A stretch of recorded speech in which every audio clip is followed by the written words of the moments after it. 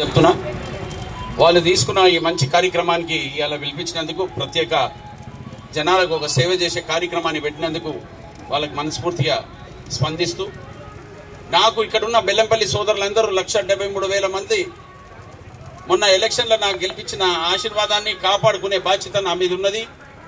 మన బెల్లంపల్లిని ఎట్లా ముంగడ తీసుకుపోవాలా అనే కార్యక్రమం తప్ప కాంగ్రెస్ పార్టీ ఇంకా వేరే ఆలోచనలు ఏమి లేవు.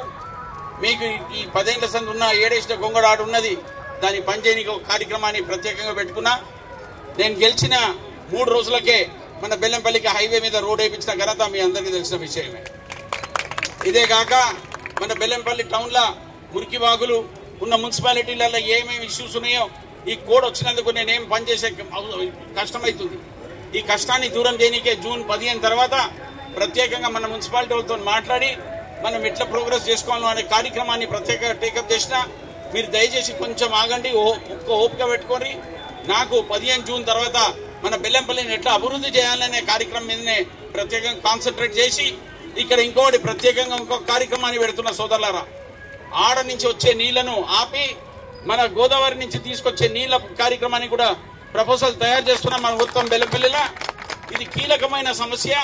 ప్రత్యేకంగా దీన్ని మెడికల్ కాలేజ్, ఇంజనీరింగ్ కాలేజ్ల గురించి కూడా ముఖ్యమంత్రి గారితో మాట్లాడినా, జూనియర్ కాలేజ్ గురించి కూడా మాట్లాడినా, గ్రామాలలో ఏ రూపంగా మనం డెవలప్ చేయాలనో దాని గురించి మీ అందరికీ నేను తర్వాత వివరిస్తా.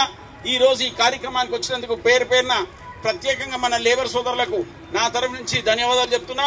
ఇక్కడ వచ్చిన తర్వాత మీరు ఏ సమస్య ఉన్నా 15 జూన్ తర్వాత నా ఆఫీస్కి రండి, క్యాంప్ ఆఫీస్ ఓపెన్ అవుతుంది. మీ అందరికీ అందుబాటులో ఉండి మీ సమస్యలన్నీ దూరం చేస్తానని మీ అందరికీ మళ్ళొకసారి మాటిస్తూ మీ ఈ రోజు కార్యక్రమాన్ని ఆర్గనైజ్ చేసిన మా సూరిబాబు గారు, మా సీనియర్ నాయకులందరూ, మన బెల్లంపల్లికి సంబంధించిన అందరికీ, తిరుమల శంకర్ గారికి, స్వామి గారికి, అండ్ మల్లయ్య గారికి అందరికీ నమస్తే చెప్తూ సెలవు తీసుకుంటున్నాను.